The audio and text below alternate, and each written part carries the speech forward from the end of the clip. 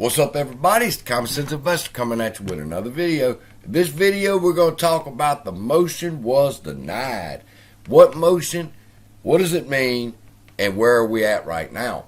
All right. I'm going to be referencing Tony's video, Tony D's video, that he put out because he talked about Chance the lawyer, and I'm going to talk to y'all about that. That's going to be very important. But before we begin, let's start with what exactly is this motion? All right. When I woke up and I seen that the motion had been denied, I was like, oh shit. And I went to work researching because I wanted to not only understand it simple in my mind, I wanted to be able to communicate it that way with y'all. So here's what I got right now. They had a motion called a motion to lift the status quo order. All right. And they put that into the judge. Now, what does that mean? The status quo means basically keep things the way they are. And the way things are right now is she has ruled that there would be a vote, but there would be no reverse stock split or conversion until she's heard all the evidence that she needs to make a ruling on that.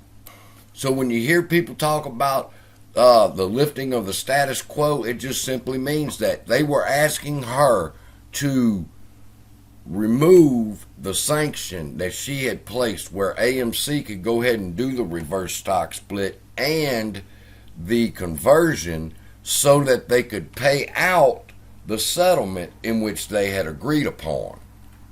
Okay? Because that's very important to understand. Let me say it again.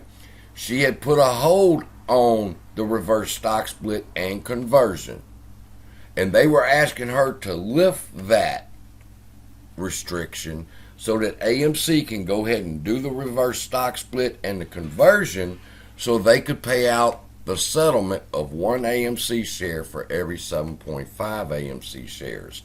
Everybody's on the same page there. That's what they were asking her to do, to lift that restriction and let them go ahead and do it so everybody can get paid the settlement.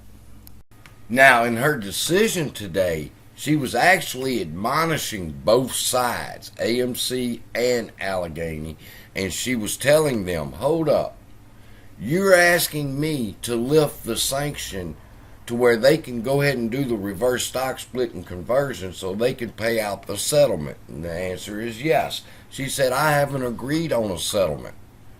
So how am I supposed to approve them doing a reverse stock split and conversion so that they can do a settlement that I haven't approved yet? So she was spanking that ass for both of them there. And I've watched the other YouTubers to see what they were saying, specifically Tony D. And he had an interesting thing that he brought up concerning Chance the lawyer and what he had to say concerning the judge's ruling. And Tony read through it, and he hit on this, but he didn't elaborate. And when I seen it, I was like, wait a minute, let me go check this out. And I went down this rabbit hole, and I'm fixing to show y'all what I found. But what Chance was saying here was that, in other words, if there was a judge, I wouldn't be inclined to give the hurry up and just go. It would be her. Meaning they were trying to get her to hurry up and make a decision to lift this status quo so they could get this settlement. And they were in a hurry up to get her to do this. And he's saying that this ain't the woman to try that with. I mean, maybe you give it a shot, but here's why it seems insanely risky to me. Because, like, maybe the plaintiff's lawyers haven't read the Steel Connect ruling from last year and how the vice chancellor felt about actions taken prior to approval from the court. Okay? Now, I read that. What is the Steel Connect case that they're referring to? What happened was Steel Connect was in a lawsuit with Connecture, and they had made an agreement for a settlement, and they presented it to the judge to go ahead and lift the status quo so they can go ahead and get this done. And she said, wait a minute, I haven't approved a settlement yet. So I'm not going to lift anything until I look at the settlement. And what was hidden in the settlement was a $2 million payout to the lawyers. So that's why he's referencing this, that she's not just a hurry up kind of person, because she wants to get into the fine details of the settlement. Now, another point that was brought up that I see people talking about is the fact that she said that's fine with the settlement as far as it goes with Allegheny and AMC. But she wants to make sure all shareholders, because this is a class action suit that involves all class holders, she wants to make sure their best interests are protected. So what does that mean? That means the letters that you have written to the judge apparently has had some type of influence. So keep it up. That'd be what I would say.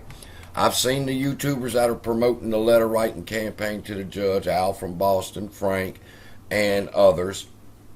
And they've been doing a great job.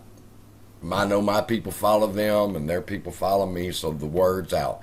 But apparently the email campaign that these guys have put together for the judge has had some kind of impact on her, because she said that this settlement works out for Allegheny and AMC, but what about the rest of the shareholders? So I'm stoked about that. And I can't wait to see what the next week holds. So with that, love y'all. Be blessed. See you in the next video. Oh, I'll talk about Highcroft in the next video.